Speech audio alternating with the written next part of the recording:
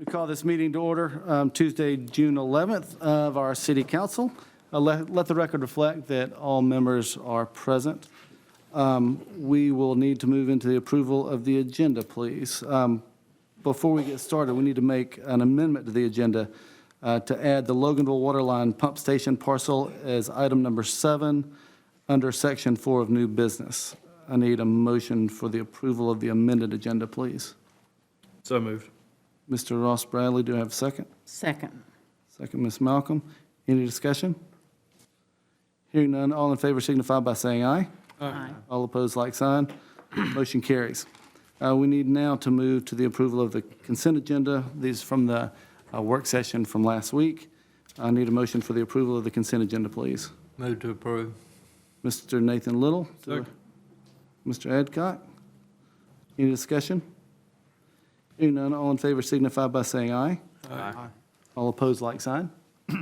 Motion carries. Thank you. We have a public presentation for the Municipal Gas Authority of Georgia Award presentation. Mr. Probst. Thank you, Mayor. Asked Steve Edwards to come up here and give a little presentation from the Municipal Gas Authority of Georgia. Thank you. On behalf of the Municipal Gas Authority of Georgia, I wanted to present the City of Monroe, its citizens, mayor and council, Logan, city administrator, and Rodney Middlebrooks, gas superintendent, our award for community outreach for downtown revitalization. And we so much appreciate all that you have done, especially with the natural gas lights that are out front, and we continue to appreciate what you do for the natural gas industry. So we wanted to present this to you on our behalf. Thank you so much. We appreciate your being here.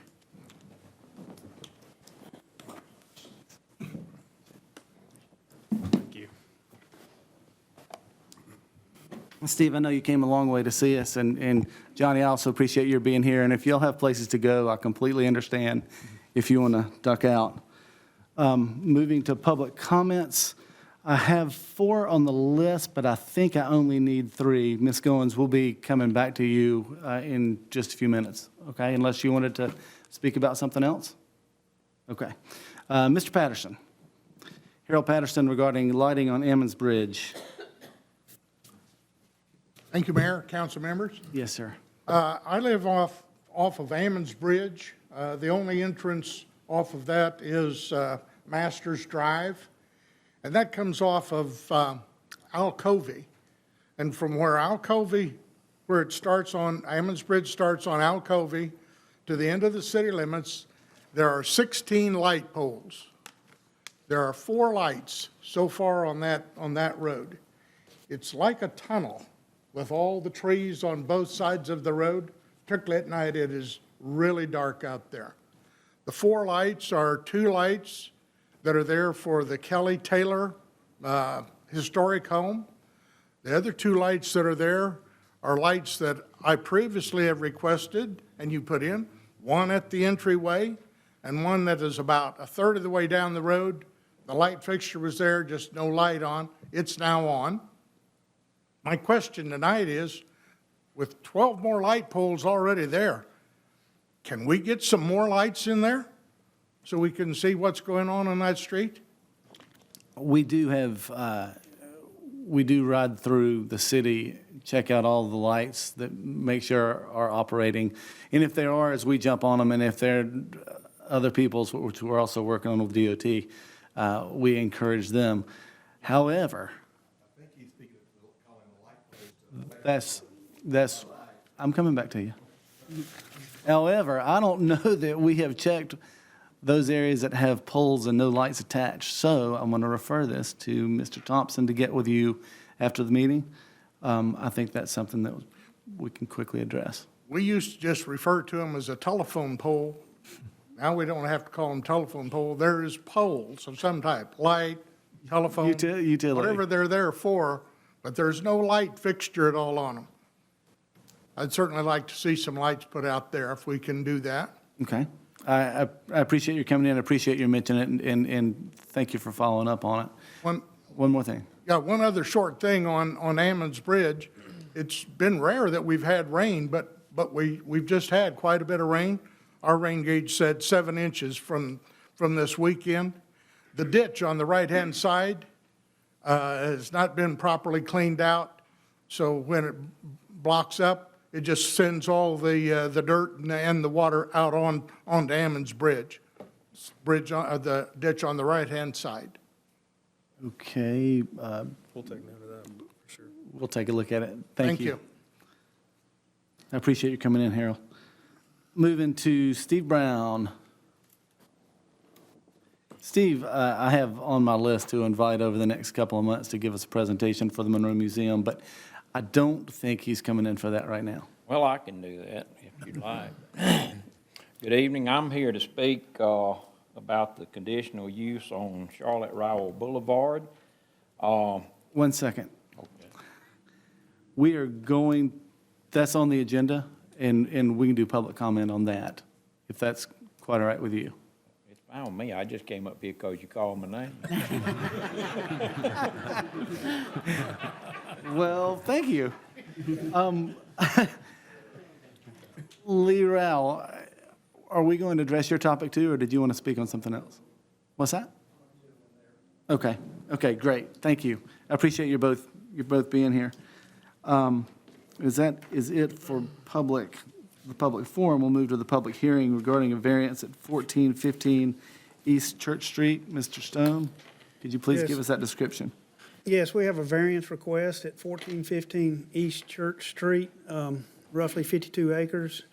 And the applicant is requesting a variance of lot reduction size from 1,400 square feet to 10,000 square feet. Okay, thank you. Is the applicant here? Are there any questions for Mr. Stone? Come on. Are there any questions for Mr. Stone? No, sir. And your name, sir? Steve Lee with Terrastone Development. Between Friday and yesterday, I've had some requests come from planning and zoning, and haven't had a chance to really get down in nuts and bolts of those requests. So at this point, I'd like to ask if we can table it until the next session. And luckily, the gentleman's prayer gave me some knowledge, wisdom, and judgment that I probably need to analyze those issues. So Okay. I'd like to respectfully request that, We'll table this till the July meeting. yeah. Mr. Mayor, I'll make the formal motion to table that matter. Thank you, Mr. Dickinson. Do I hear a second? Second. Second, Mr. Bradley? Any discussion? All in favor signify by saying aye. Aye. All opposed, like sign. Motion carries. That will be on the July agenda. No action will be taken at this time. Moving to the variance for 2130 West Spring Street. Mr. Stone? Yes, this is approximately a zoning request for 2130 West Spring Street. It's approximately .92 acres. The applicant's looking to vary the parking and buffer requests. Thank you. Are there any questions for Mr. Stone? Hearing none, I'll declare this portion of the meeting open for purpose of public input. Is the applicant here? Mr. Burmy? Come on up, please, sir. If you'd like to speak for the variance, please. Yes. Thank you, Mr. Mayor. Thank you, council. I'm here tonight to request a variance for to allow us to have 2 rows of parking between the building and Spring, as well as a reduction in the landscape buffer on the west side of the property between us and the Arby's. I know we've talked about this and had a lot of back and forth between us and the city, and we've come up with a variety of plans, and I wanted to pass out just kind of the 2 plans that, we have put in front of you guys, and that we'd like to see if we can come to a compromise tonight so that we're able to move this project forward. Also brought with me today a color rendering of our center, of what it's going to look like, and I think you guys will be pleased. So Thank you. Yes, sir, and pass those out.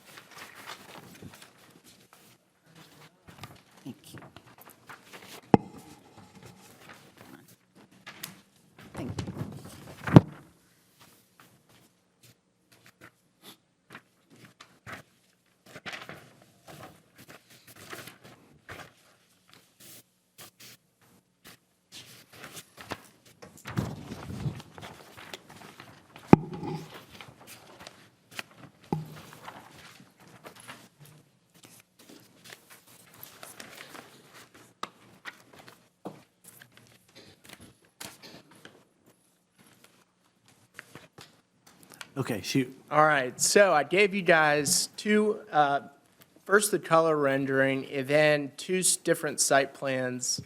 One of the site plans, as you can see on the right-hand side of the building, if your back is to Spring Street, there is a large landscape buffer that we included in there that's about 20 feet wide. In addition to that, when we had sent you guys the proposed site plan originally, you know, I know that your concern was that we were showing a very large parking field, and what y'all wanted to see was more pervious area, more landscaping, touches, for lack of a better word, and just, you know, not just one large paved area. So at first, we went back and included all of the shrubs that we're going to be adding onto the parking lot. In fact, we took away 3 parking spaces in order to create some landscape islands on the front and rear. In addition to that, we took so at first we were showing utility meters on the rear of the building, and we went back and redesigned that, so now the meters are on this side. So, you know, because a lot of the traffic's going to be coming from the back, now they're not going to see, you know, a bunch of meters on the back of the building and a ladder, because it's all going to be on this side, which will be less visible to the open space. In addition to that, we addressed the city's concerns of kind of the back of the building looking like just a back of a building in an alleyway, and we created a better, more aesthetic look. So we made the parapets more uniform, and as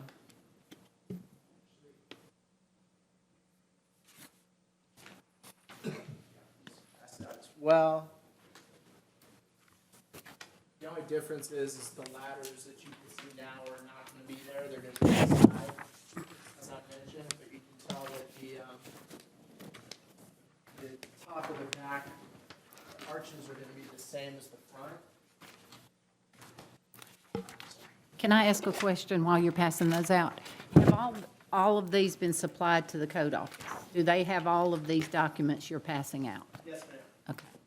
Yes, we passed that, we sent that over to Patrick Kelly and Debbie Atkinson and Daryl as well. So they've seen that. So as I was just kind of rewinding a little bit, we submitted the plan to you guys with the increased pervious area with the landscaping on the side of the building and the added trees all on the parking lot.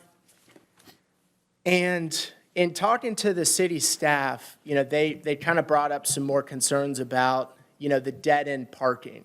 And, you know, the front of the building, how if you get there and the parking lot's crowded, you know, it's going to be tough to kind of reverse and get out of the parking lot. So we then went back and redesigned the plan so that the other option would be to create a one-way drive aisle where cars can go, you know, they can come to the front of the building, and if they want to leave, they don't have to exit the same side, they can go around the other side. Now, the issue with that is that then we're taking away that landscape buffer. So, you know, we're open to suggestions. You know, our main objective here is that, you know, we've gone back and forth with our tenants, and the idea of them having one row of parking in front of the building, and, you know, when you've got 4 tenants that are all sharing parking spaces, and, you know, none of it's really exclusive, they're all common parking, it just doesn't fly for them. You know, we tried to get them to agree to letting us push the building up close to the road, but the issue there is that Arby's, who has already granted us, they've waived their restriction on chicken and has been really, you know, a pleasure to work with, that doesn't fly for them. And we want to be good neighbors. We don't want to interfere with another business. And from a functionality standpoint, the way the center sits today, it's very even with Arby's. And the 2 properties have interconnectivity with one another through a common joint cross easement. So we feel that this is the most functional plan to move forward with. So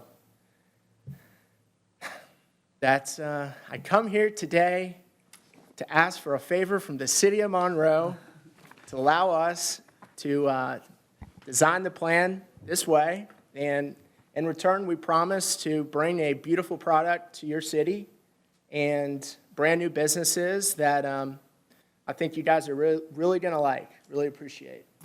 Thank you. Are there any questions Thank for Mr. Burnby? I was just curious, you mentioned that in your application that Arby's wasn't pleased with the idea of the building blocking theirs, but you also mentioned twice about safety concerns, or how the tenants had safety concerns if the building was up front. Yeah, so appreciate you bringing that up, Mr. Bradley. Yeah.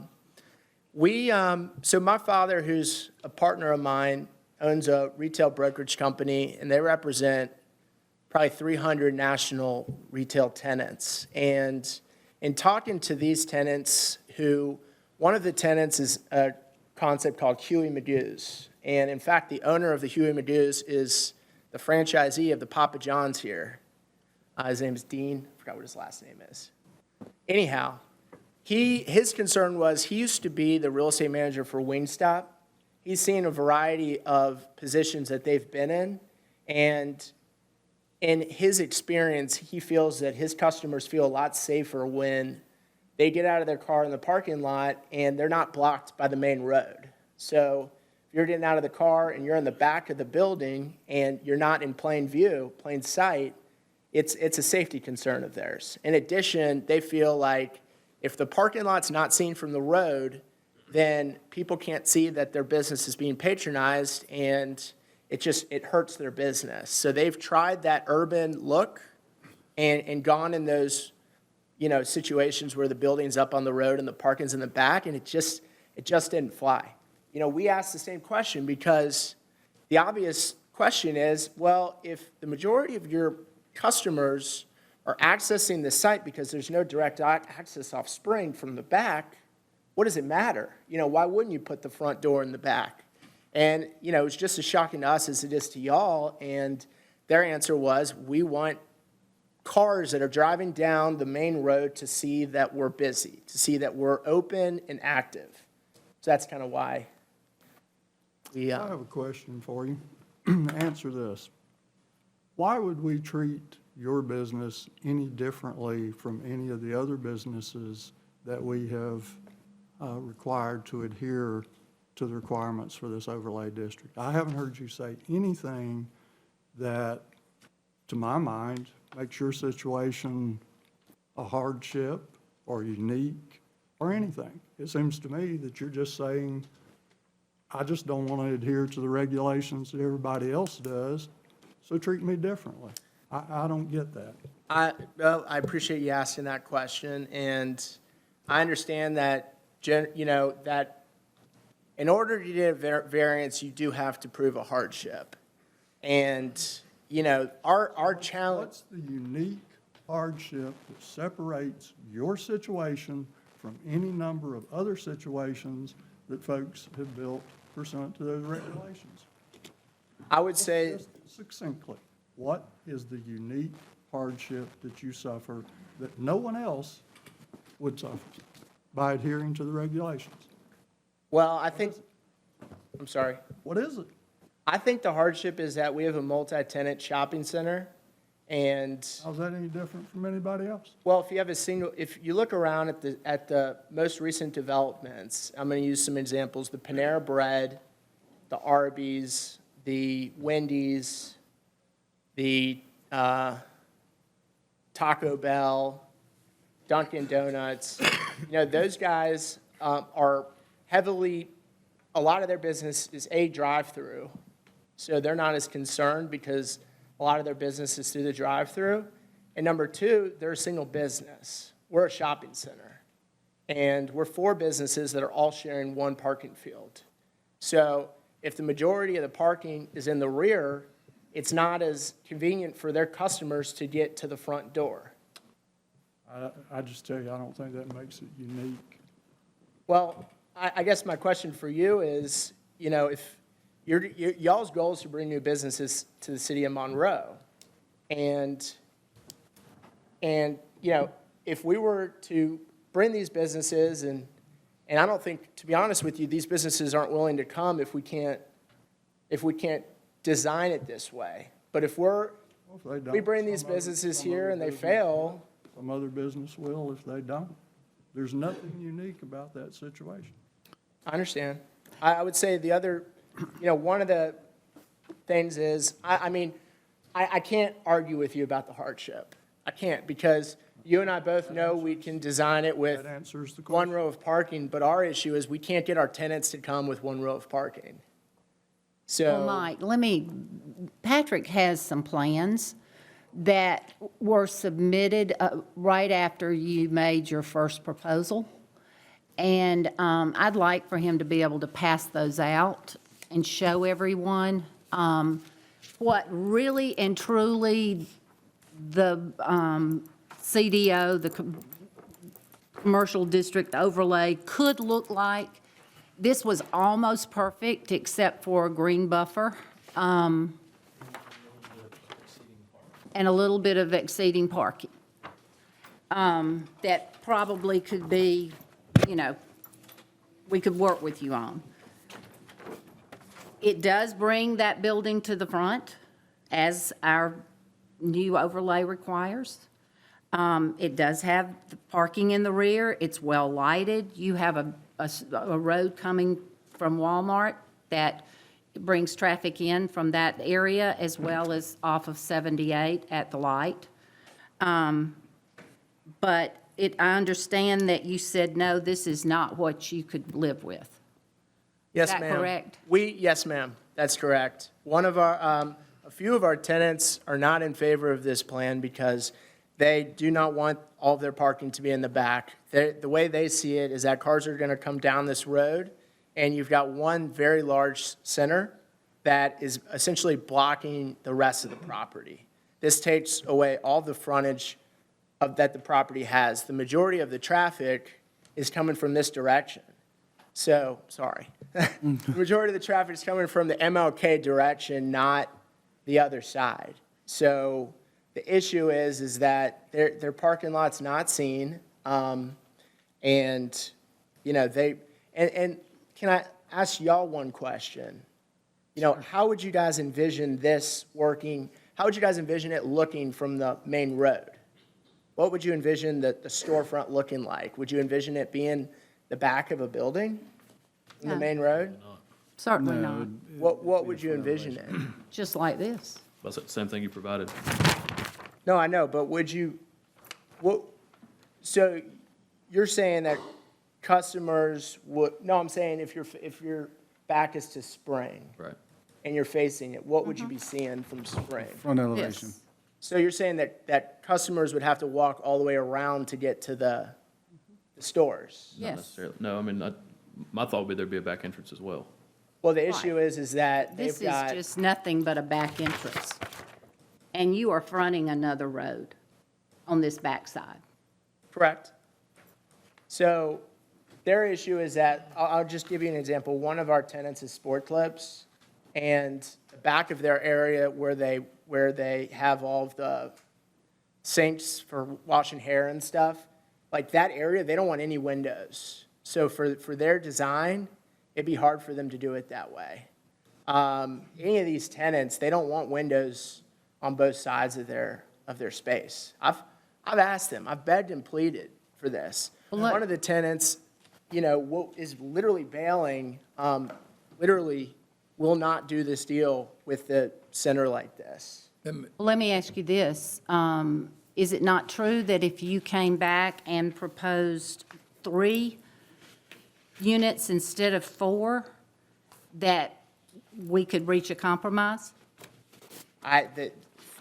Economically, for what we paid for this property, it But you knew, I would assume, that you did your homework. yes, ma'am. You knew that we had new guidelines in place when you bought that property. Yes. And you took that risk, thinking that we would give you a variance. Well, Normally, people put property under contract, they have a due diligence period, and they make it conditioned on a rezone or a variance. You didn't do that. You bring up a good point. You bring up a good point. We did roll the dice. In looking around the rest of this shopping center, we saw that there were other properties that do have double rows of parking, in the bank, the IHOP. And, we felt like because we're not asking for you guys to just make an exception just for us. We understand that you do have an overlay district, and frankly, we felt like, we're bringing a different type of center along this main road. And currently, you've got fast food restaurant, IHOP, bank. We're bringing a new shopping center to this community, and it's actually the last remaining developable property on this road, because to the right side of us, there's a power easement, so you can't even develop on that property. And in addition, we felt like, because how we're laying our building out lines up with the Arby's, why would the city want us to block one of the other businesses?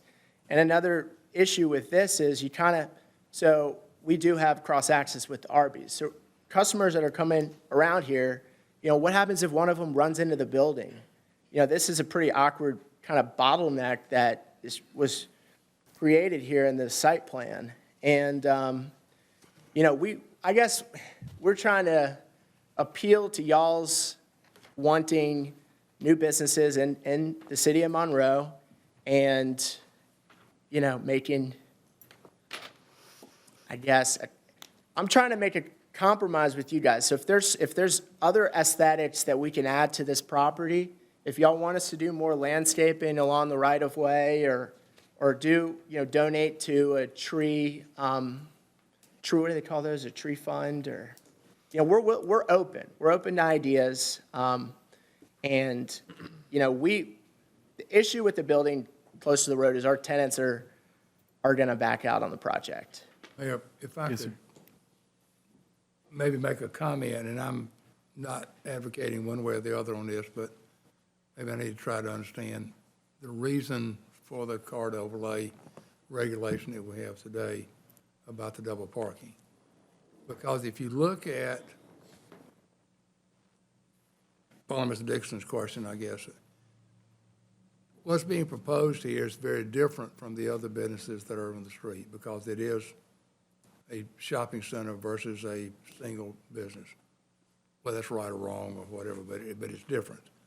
The other difference is the other businesses along there, whether it's, Arby's, which you can see in this diagram well, or Wendy's or Taco Bell or the bank or whoever, has a drive-through at the street, which takes up you still have the concrete, if you will. It's just not parking. But it's not like they're pushing all the way the buildings up to the street, because they have a drive-through, or driveway in front of the building. So the concrete is still in front of the building, just as parking spaces would be in front of the building. So the question I've got, maybe for staff or for anyone on the council, is when we passed the card overlay that said it's limited to one row of parking, what were we trying to accomplish there? And is it just to do away with the concrete and have the building closer? Because that's not what's happening with the other businesses. The concrete's still there. Mr. Bradley, Not in parking. I'm sorry to interrupt. Can you hold that till we get to the new business portion? This is just the public input portion and our questions for the developer.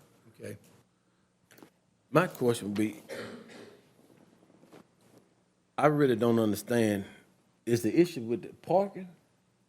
Because it's something I'm actually missing. I thought the purpose was Monroe, we try to bring businesses to Monroe, Mr. not Garrett? necessarily. Mr. Garrett, that's again for the new business portion. This is just the public input and questioning of the developer. Are there any additional questions? Do I have anyone here from the public who would like to speak in favor or against this item? Hearing none, I'll declare this portion of the meeting closed. We'll come back to that in new business. Thank you, Mr. Burnby. Moving to Section 3, conditional use, 1031 Charlotte Rowell Boulevard. Yes, this is a conditional use.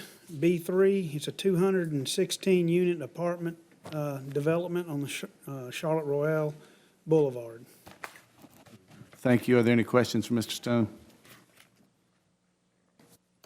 I'll declare this portion of the meeting open for the purpose of public input. Is the applicant here, please? Would you like to speak to the conditional use? I'm guessing you do. And your name, sir? Good evening. My name is John Hampton. This is my partner Kyle Ward.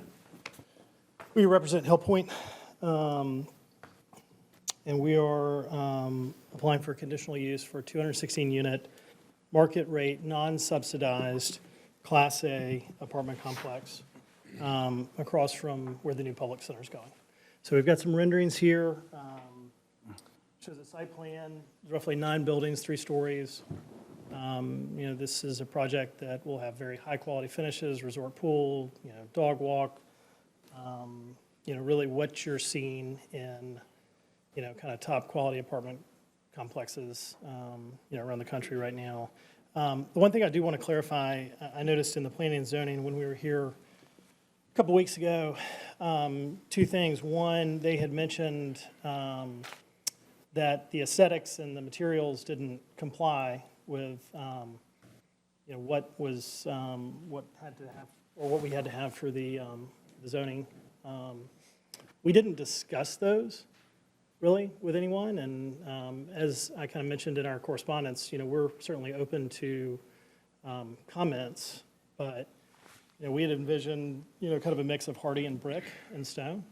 The second thing is, when the planning and zoning recommended denial for this, it was that it previously had been brought up for a rezone, but that was to a 128-unit subsidized project. This is a market rate project. So we're anticipating rental rates in the $1,250, $1,300 a month range. And that's for a 2-bed, 2-bath. 2-bed, 2-bath. All would be 2-bed, 2-bath. So, those are two points I wanted to mention. Okay. Any questions?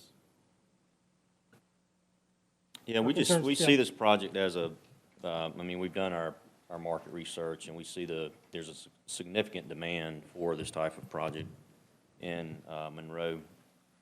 This will be for people transitioning to the area that may be seeking out new jobs and employment here, school teachers, firemen, police.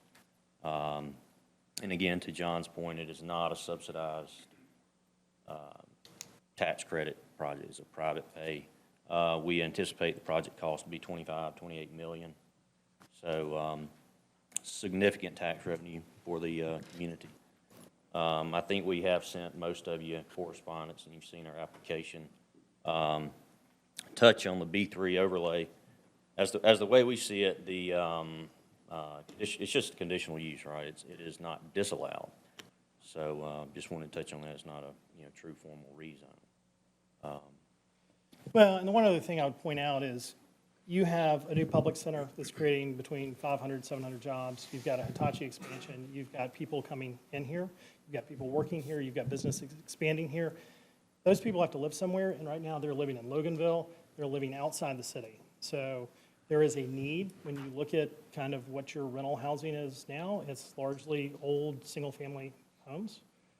There is a need for a Class A apartment complex to serve that demand and that business generation that's coming in. And that's what we, attracted us to this area and why we're looking here and, why we're here today.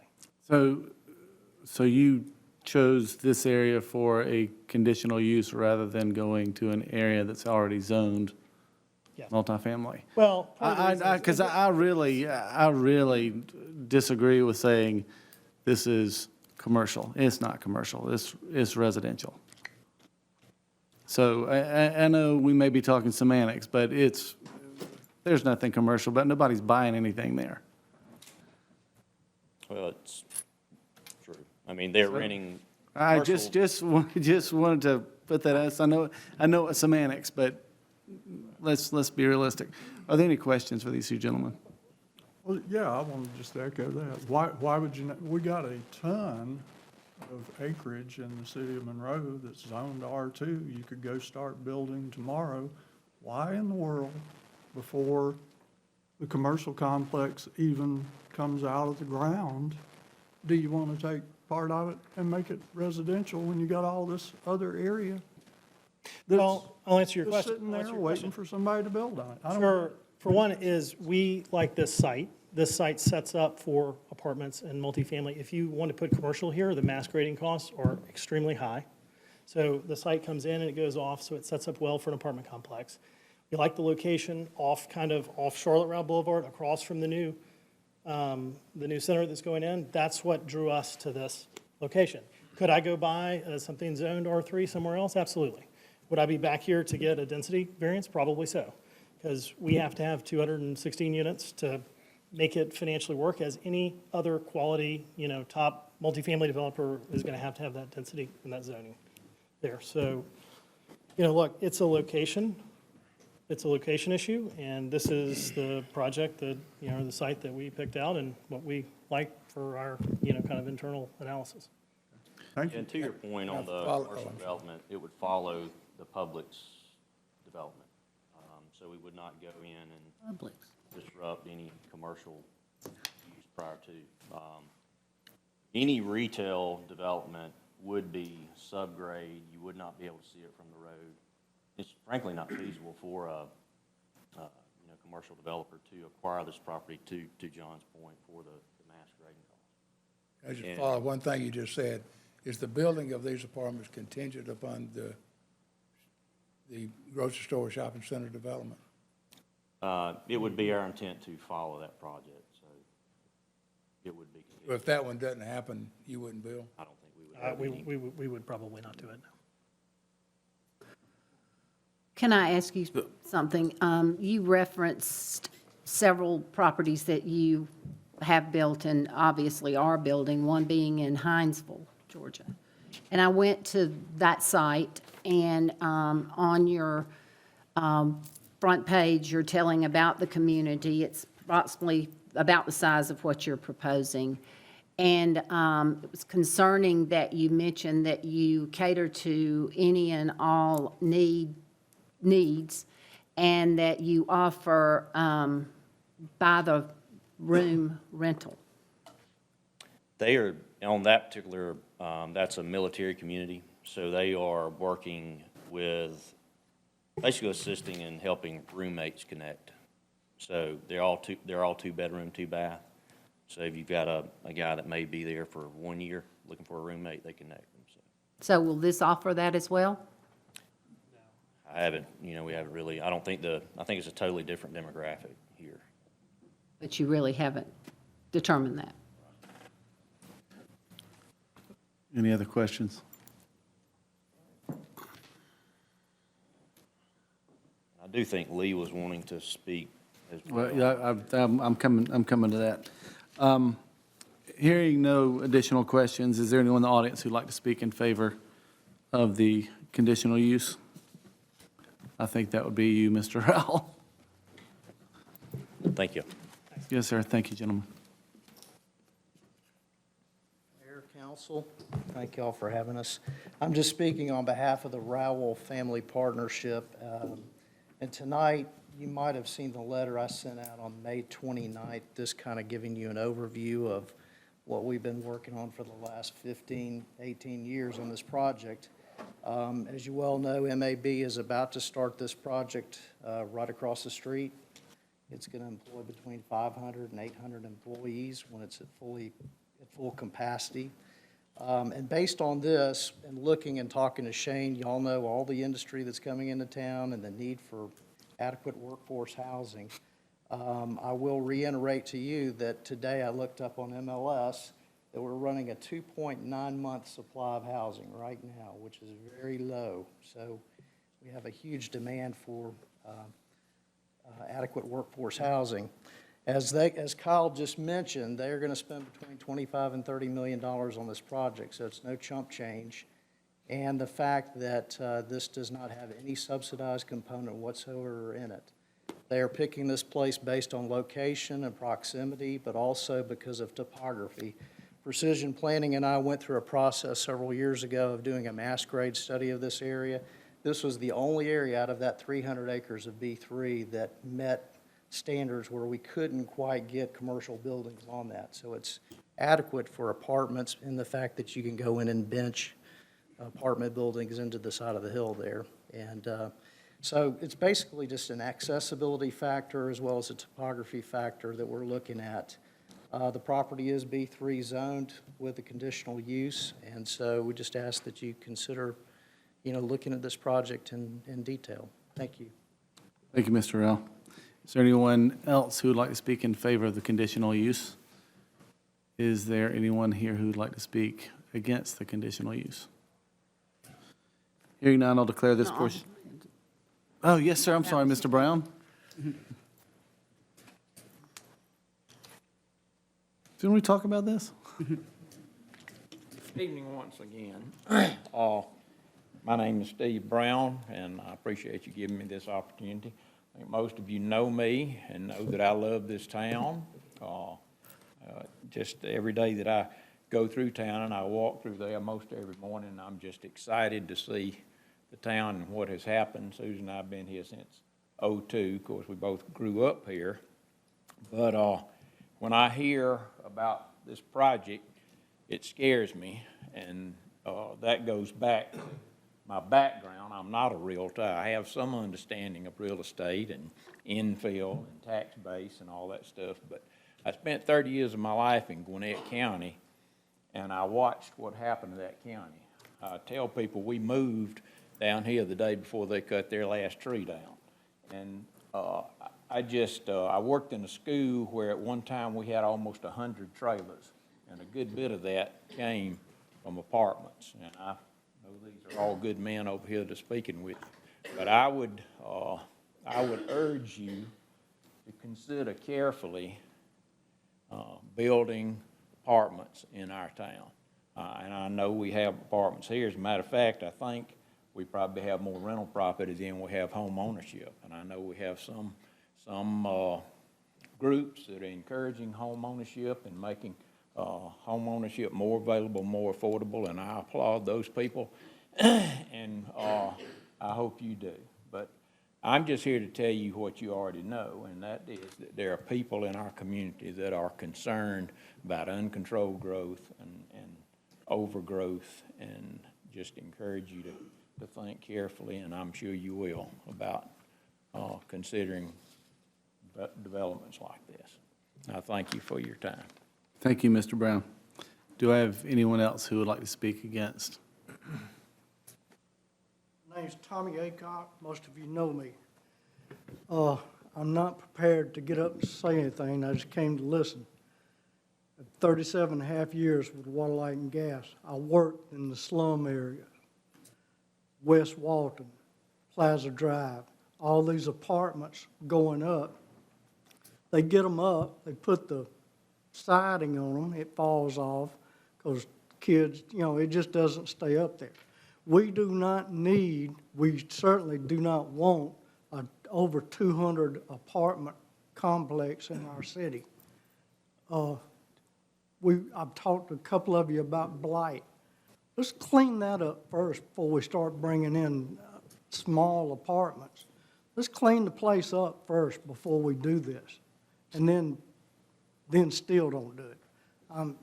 Like I said, I'm not prepared for it, but I am definitely not for it. Thank you. Thank you, Mr. Aycock. Do I hear any others? Hearing none, I'll declare this portion of the meeting closed. There'll be no action taken at this time. Moving into new business, 1415 East Church Street. Mr. Stone? Yes, the applicant has tabled that, so. Oh, thank you. Moving to the variance at 2130 West Spring. Yes, at this time, I would like Pat Kelly to describe what the applicant engineer initially sent and give the genesis of how we got where we are today. Thank you, Darrell. The handout that I gave you was the original submission for this project. It was after initial consultation with the design professional who was working with the developer, and they came back with this plan, which was almost completely compliant with the CDO requirements. The only variance that they would have needed was the same two that they have requested for what they're asking for now. One was a 5-foot landscape buffer on the west side of the property, and a parking variance for additional parking above the required and the allowable administrative variance for more parking. It flows through. It's completely compliant with the CDO requirements beyond that. I think that the site concerns that were expressed earlier are kind of moot for two reasons. One, if you move the building all the way up to the road, you can see in that parking lot past Arby's. You can also, through the 100-foot Transco pipeline easement, see that there are people parked there and that they're busy and they're open. And again, the landscape buffers are there, the setbacks are there, the sidewalks there.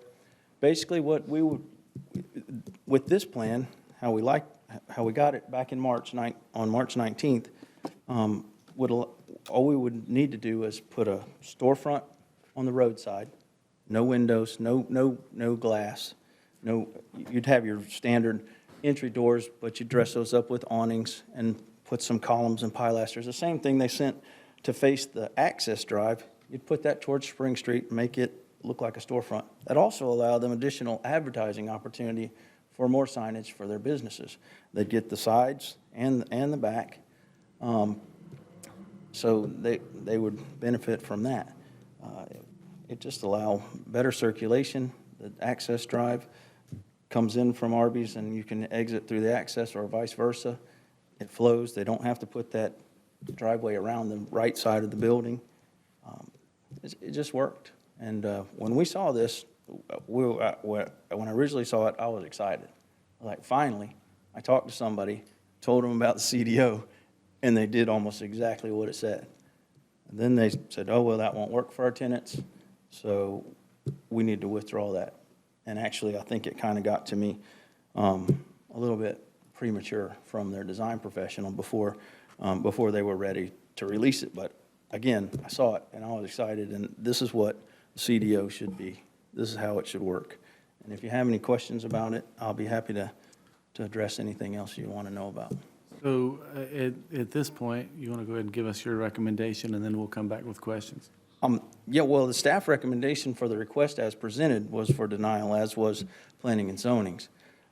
But if they wanted to go to this design, we would have no heartburn with allowing this. This is beautiful. That's exactly what we've envisioned with the corridor design overlay. This design. Yes, the one I handed out. Okay. Dated 3/19.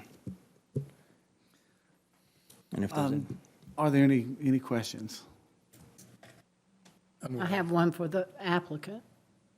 Mike, would you be willing to work with this design?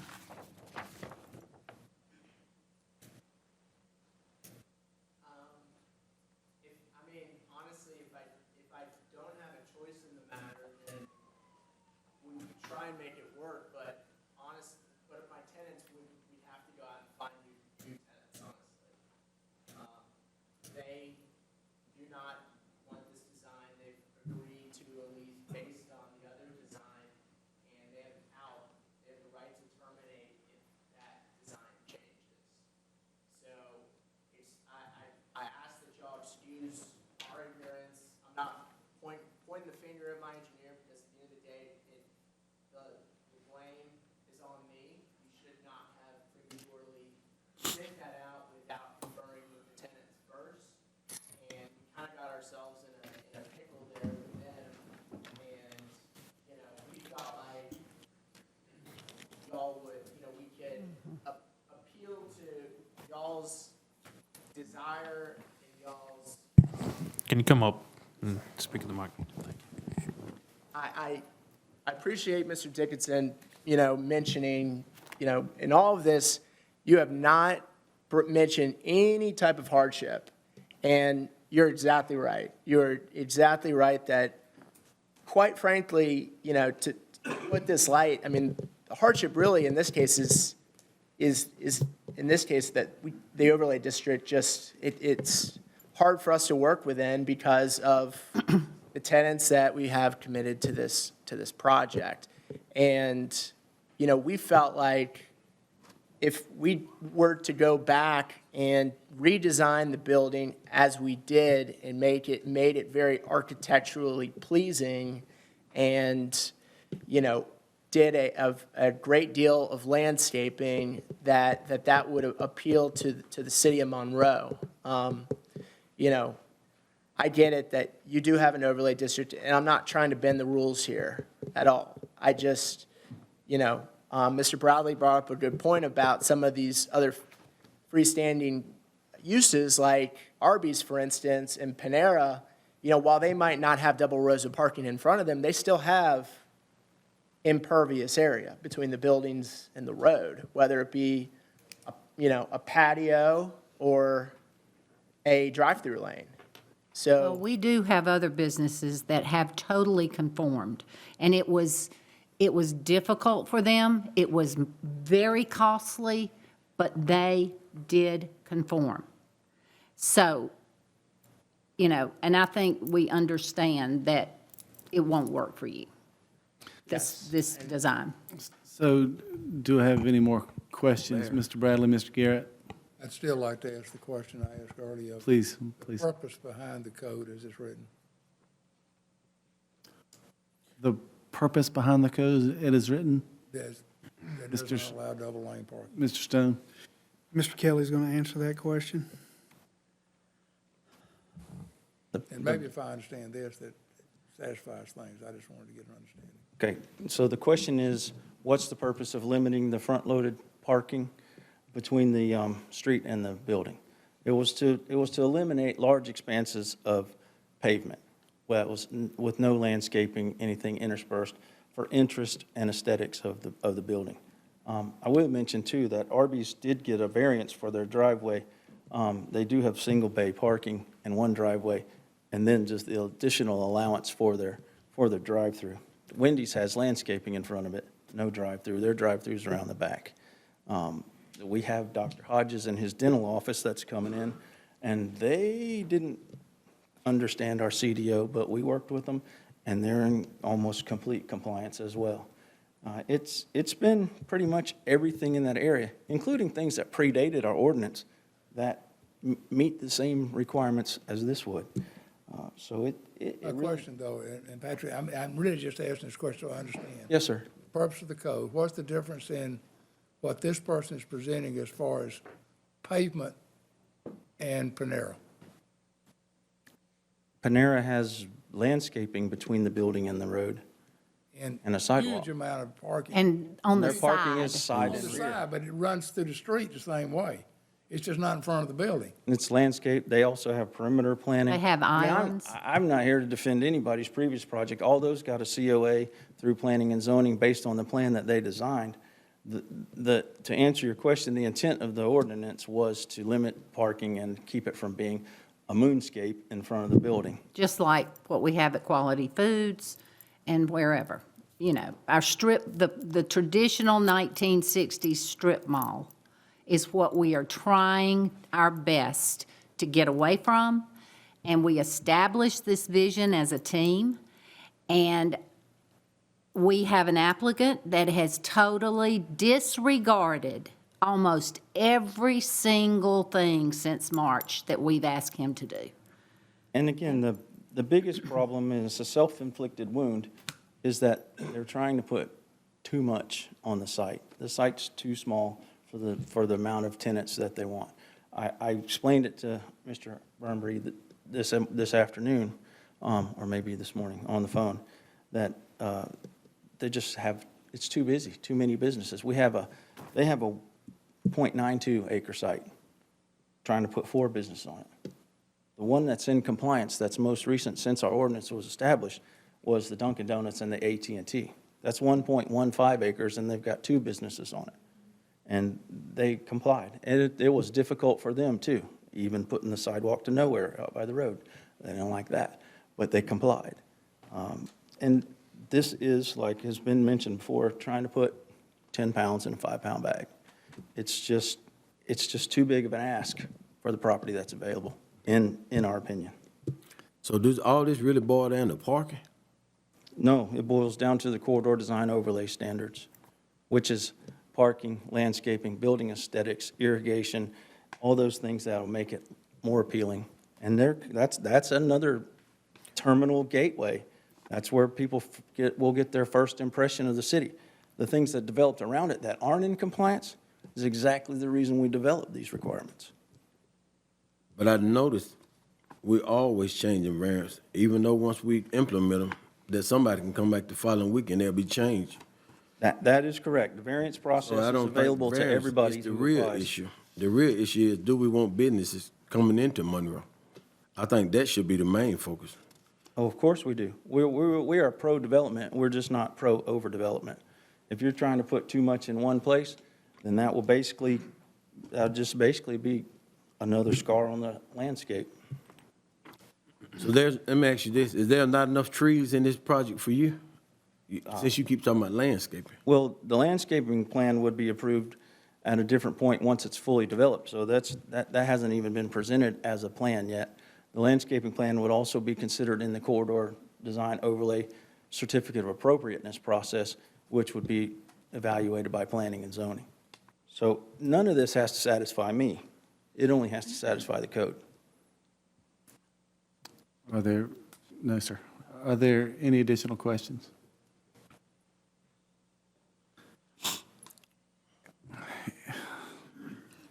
Hearing none, I'll entertain a motion. I'll make a motion we to approve. deny. I have a motion to deny. Do I hear A a second? motion to be approved. I second the motion to deny. I have a motion and a second. To approve it. I have a motion and a second to deny. With no discussion, no vote, and it dies, we'll move to the discussion to approve. Have a motion and a second to deny. Is there any discussion? Yeah, this is on the one to deny, correct? Yes, sir. I'm going to, just go ahead, I'm going to vote yes on this motion. Oh, But I'm going to, this is the discussion point, yes, sir. okay? I'm going to, my discussion is I'm going to vote yes on it, but at the same time, I'm going to vote yes primarily because I think the developer did not handle it properly going in, so I don't think he's due a variance because of the way he handled it. I think if he comes back later on in some other way of a variance, then it would be worth considering. But I do think we need to look at the purpose of the corridor overlay and whether or not we get any variances. I totally agree that you don't want the strip shopping center like where the Quality is, for example, with the little thing out there. The old 60s shopping centers, I'm totally agreeing with that. This one, though, as I look at this, you bring 4 businesses in with less pavement visible from the street than you see from most of the businesses along that corridor now that are in compliance with the code. But it's not accomplishing, I don't think it accomplishes the purpose.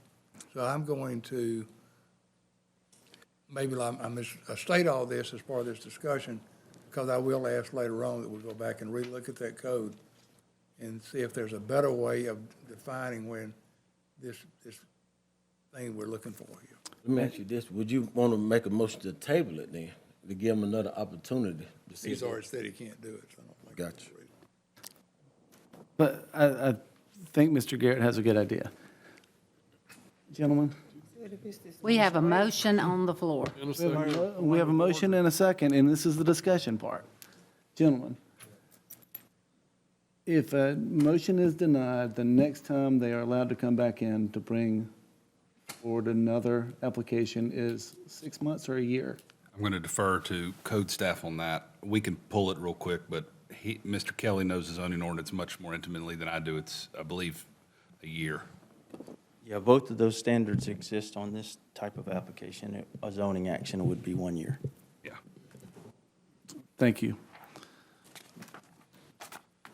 So we have a motion and a second to deny.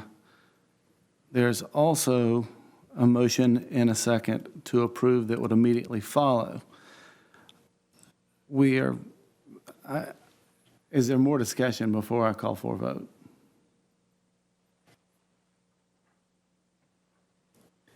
Hearing none, all in favor signify by saying aye. Aye. How many do I have? 1, 2, 3, 4, 5. All opposed to the denial, like sign. 1, 2.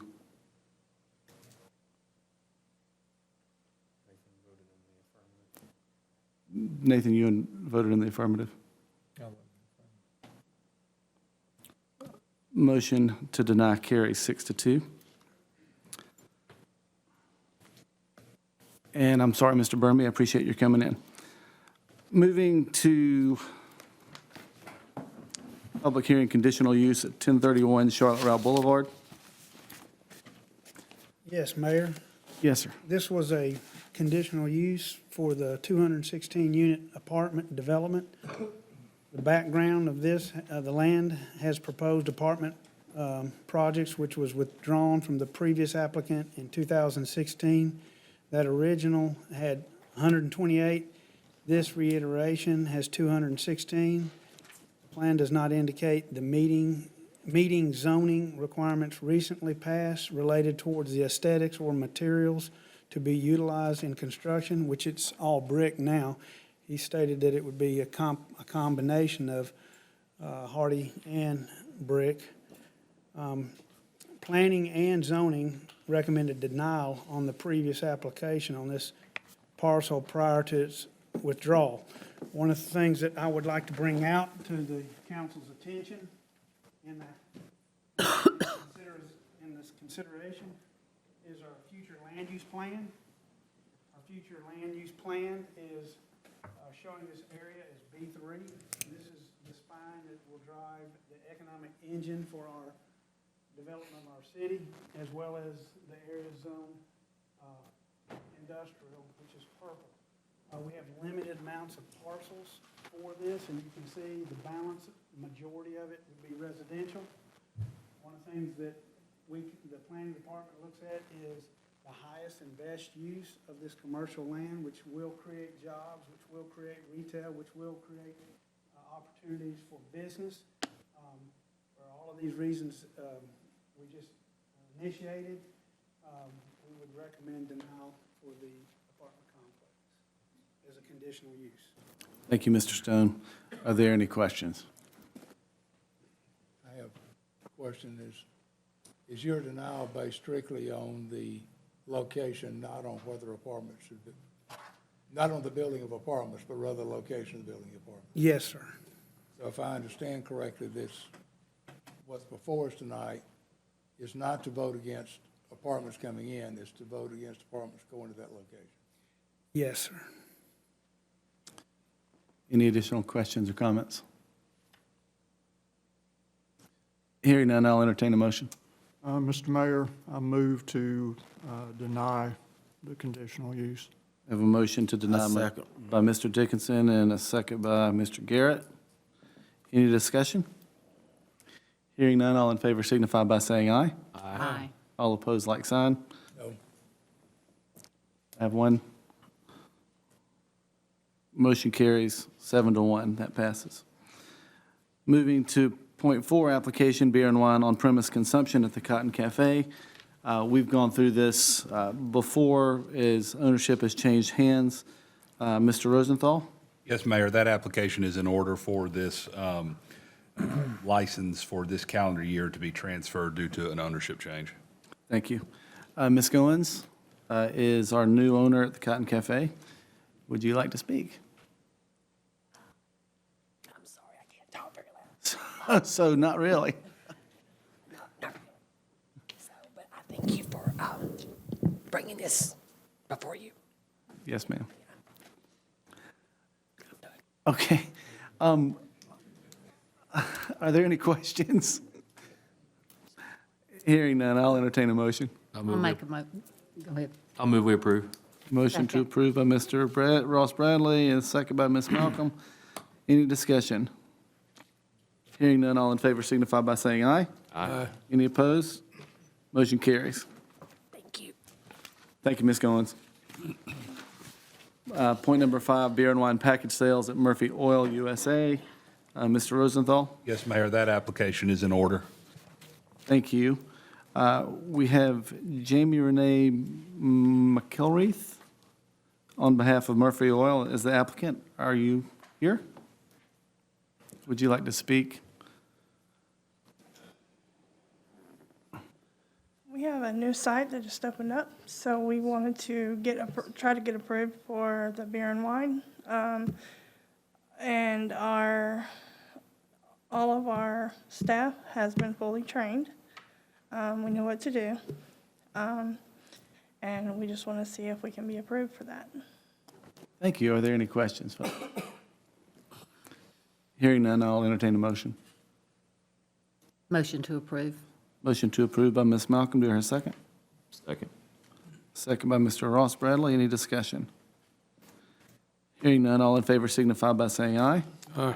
All opposed, like sign. Motion carries. Thank you. Quick and painless. Moving to point number 6, the service delivery strategy authorization. Mr. Probst? Thank you, Mayor. Again, this is the service delivery strategy authorization and its accompanying resolution. This comes after updating the service delivery strategy with Walton County. This is the first real major update in 10 years. And I went over a list of the changes last week. They're primarily concerning transportation, trying to keep that from entering the realm of too much double taxation, whereby the county's going to pick up our LMIG paving each year, assist with some SPOS projects and other projects by virtue of intergovernmental agreements each year, and also moving into agreements and handing back over some of the parks in due time through IGAs that the county currently has on other contracts or leases from the city. Those are just a couple of the things. We got into service territory updates for our utilities and a few other minor edits here and there for a variety of our services. Are there any questions for Mr. Probst? Hearing none, I'll refer to Mr. Rosenthal. Thank you, Mayor. This is a resolution of the Mayor and City Council of Monroe, State of Georgia, to readopt the Walton County, Georgia Service Delivery Strategy pursuant to Chapter 70, Title 36 of the Official Code of Georgia Annotated.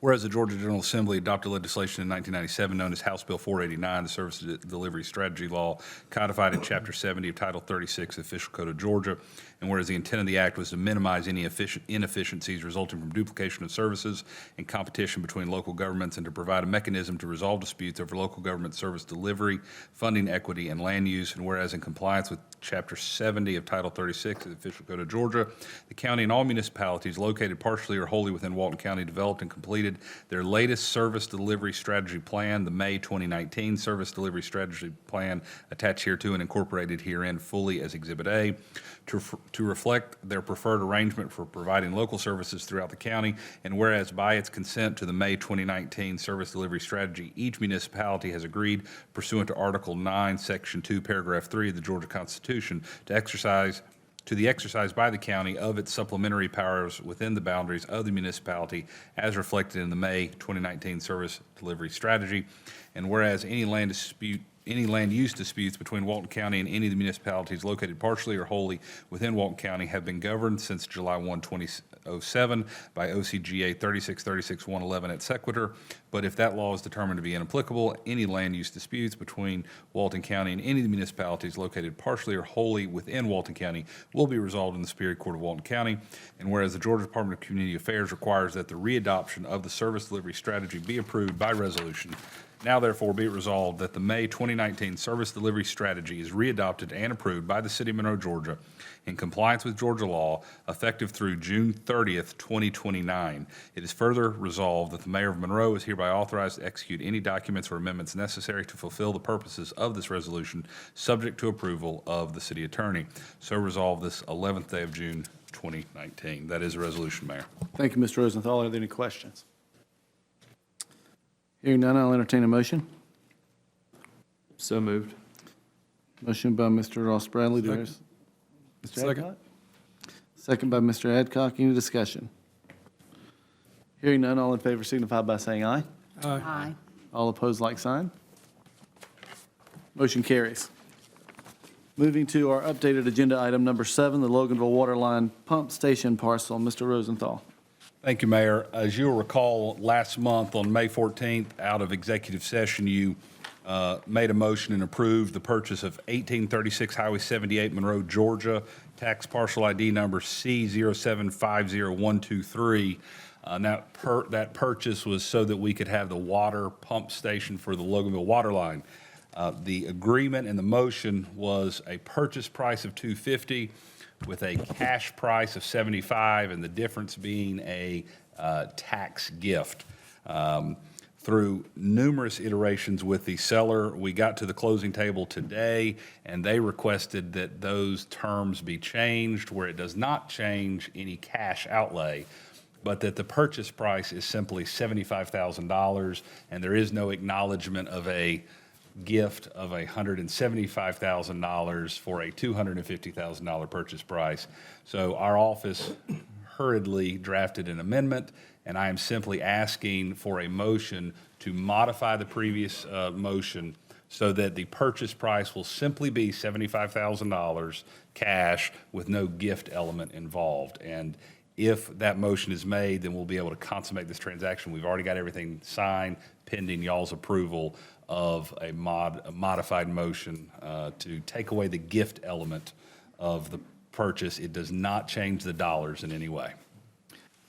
Thank you, Mr. Rosenthal. Are there any questions for Mr. Rosenthal? Hearing none, I'll entertain a motion. I make a motion that we amend any previous motion about the purchase of the property, and we purchase it for $75,000. Thank you, Mr. Little. It's a motion. Do I have a second? Second. Second. We're going to give that one to Ms. Malcolm. Any discussions? Hearing none, all in favor signify by saying aye. Aye. All opposed, like sign. Motion carries. Now, I appreciate all you being here tonight, and folks who've come and witnessed how the sausage gets made. I appreciate your being here, too. I do need a motion to adjourn, please. So moved.